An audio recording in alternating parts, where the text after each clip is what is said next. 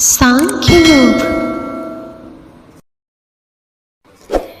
व्यवसायात्मिका बुद्धि विज्ञेह गुरुनन्दना बहुशाखावानन्ताश्च बुद्धयो अव्यवसायिनः। अर्थात जैसे दीपक की लौ छोटी सी होने पर भी बहुत तेज प्रकाश बिखेरती है, वैसे ही सद्बुद्धि यदि अत्यल्प भी हो तो भी उसे छोटी या अल्प नहीं कहा जा सकता, क्योंकि उसका प्रभाव बहुत बड़ा होता है। हे पार्थ, विचारवान मनुष्य तो सब प्रकार से इसकी साधना का यत्न करते हैं, क्योंकि यह बुद्धि ही इस चराचर जगत में अत्यंत ही दुर्लभ है। जैसे अन्य पत्थरों की भांति पारस अधिक मात्रा में प्राप्त नहीं होता, अथवा अमृत बिंदु कभी दैव योग से ही प्राप्त होता है, वैसे ही यह सद्बुद्धि भी, जिसकी समाप्ति परमात्म प्राप्ति में होती है, अत्यंत दुर्लभ है। जैसे गंगा का रुख सदा समुद्र की ही ओर होता है, अर्थात गंगा जी को जैसे समुद्र के बिना अन्य कोई गति नहीं है, वैसे ही इस संसार में यह सद्बुद्धि ही ऐसी चीज है जिसे ईश्वर के सिवाय कुछ चाहिए नहीं। इस सद्बुद्धि के अलावा और जो दूसरी बुद्धियां हैं, उन्हें दुर्बुद्धि के सिवाय कुछ भी नहीं जानना चाहिए। उनसे विकार उत्पन्न होते हैं और विवेकहीन व्यक्ति उन्हीं बुद्धियों में नित्य रमण करते रहते हैं। इसलिए हे भैया अर्जुन, उन विवेकहीन लोगों को स्वर्ग, संसार अथवा नरक की ही प्राप्ति होती है और उन्हें आत्म सुख तो दूर दूर तक दिखाई ही नहीं देता।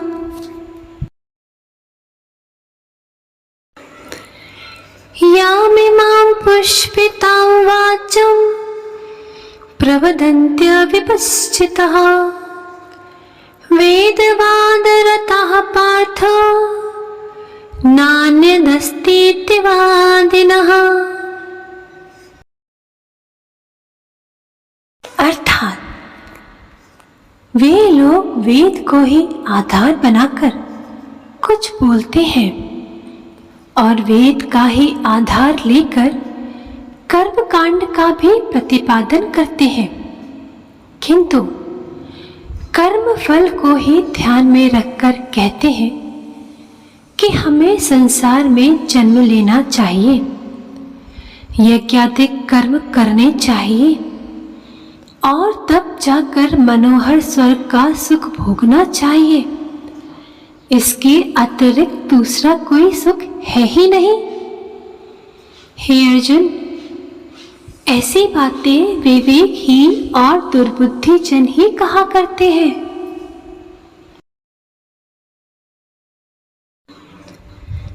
कामात्मानः स्वर्गपरा जन्म कर्म फल प्रदान क्रिया विशेष बहुला भोगेश्वरे गतिर्न प्रति।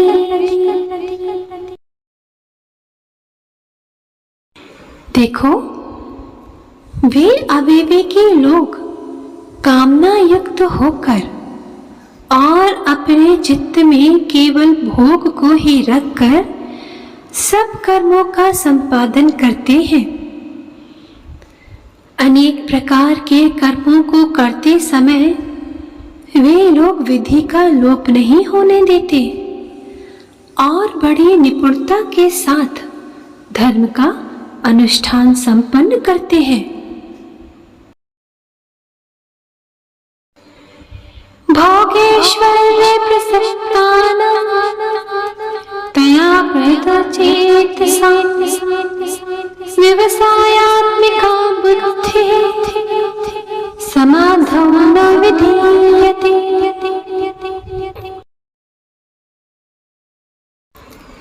किंतु वे एक ही बुराई करते हैं, वह यह कि वे अपने चित्त में स्वर्ग सुख को रखकर उस यज्ञ पुरुष आदि नारायण को ही भूल जाते हैं जो यज्ञ का भोक्ता है।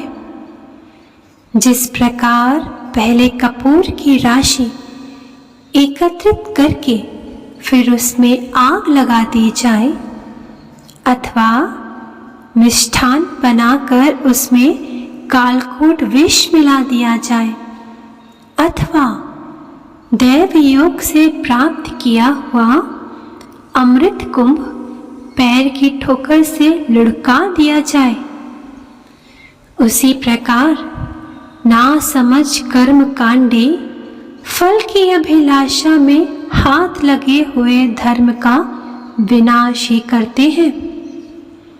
जब कष्ट झेल कर और श्रम करके पुण्यों का संपादन किया जाए, तब फिर संसार की ही याचना क्यों की जाए? किंतु इन नासमझों की समझ में यह नहीं आता कि ऐसी किस वस्तु का संपादन किया जाए जो हमें अब तक अप्राप्त है। जैसे भली प्रकार से तैयार किए हुए भोजन को कुछ कीमत लेकर बेच दिया जाए, बस ठीक वैसे ही ये अविवेकी लोग सुख भोग रूपी मूल्य के लिए अपना धर्म बेच डालते हैं। इसलिए हे पार्थ, मैं कहता हूँ कि जो लोग वेदों के अर्थवाद में ही सदा उलझे रहते हैं, उनके मन में दुर्बुद्धि ही निवास करती है।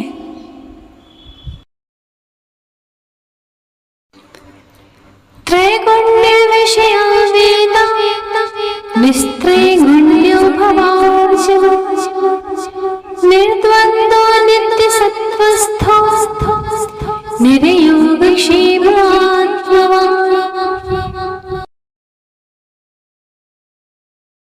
निसंदेह ये वेद सत्व रज और तम इन तीनों गुणों से व्याप्त हैं।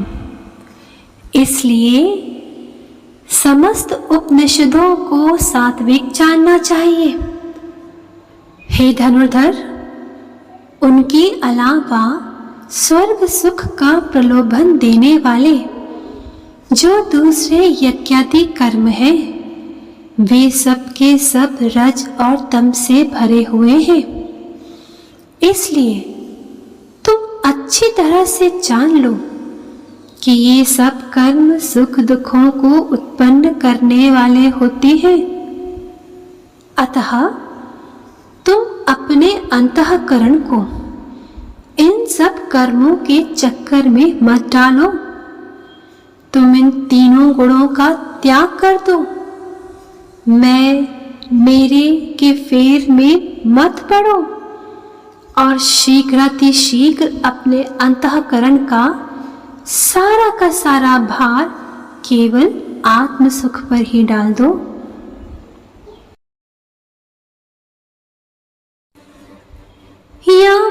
यावानर्थोदपाने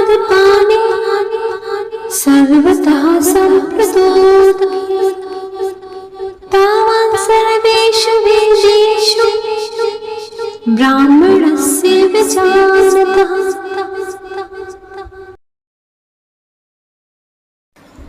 अर्थात वेदों ने चाहे कितनी ही बातें क्यों ना कही हो और विविध प्रकार के विधि भेद क्यों ना बताए हो, परंतु उनमें से केवल वे ही बातें हमें स्वीकार करनी चाहिए जो हमारे लिए हितकर हों। जब सूर्य का उदय होता है तब सभी रास्ते प्रकाशित हो उठते हैं, पर भला क्या हम उन सभी रास्तों पर चलते हैं? यदि सारी की सारी पृथ्वी जलमग्न हो जाए तो भी हमें उसमें से केवल आवश्यकता अनुसार ही जल ग्रहण करना चाहिए।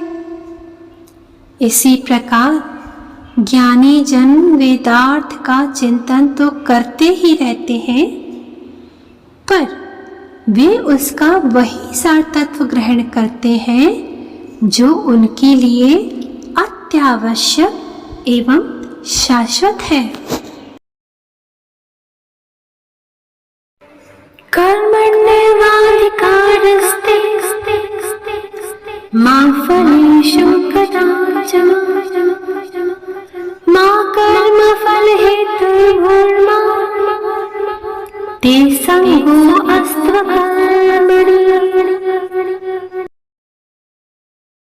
इसलिए हे पार्थ, यदि इस सिद्धांत के अनुरूप गंभीरता पूर्वक सोचा जाए तो यह स्वकर्म का आचरण करना तुम्हारे लिए सर्वथा ठीक ही है।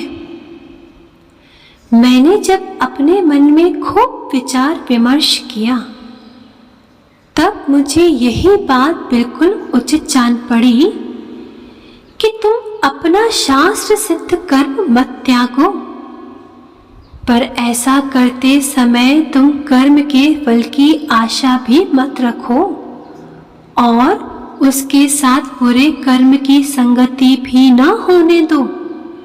तुम कामना रहित होकर स्वधर्म क्रिया का अर्थात सत्कर्म का आचरण करो। प्रसिद्ध श्री ज्ञानेश्वरी के अमृत वचनों का पुण्य श्रवण करते रहें एवं इस निःशुल्क किंतु अमूल्य वाणी का लाभ अपने सभी इष्ट मित्रों को भी पहुंचाते रहें। श्री हरि।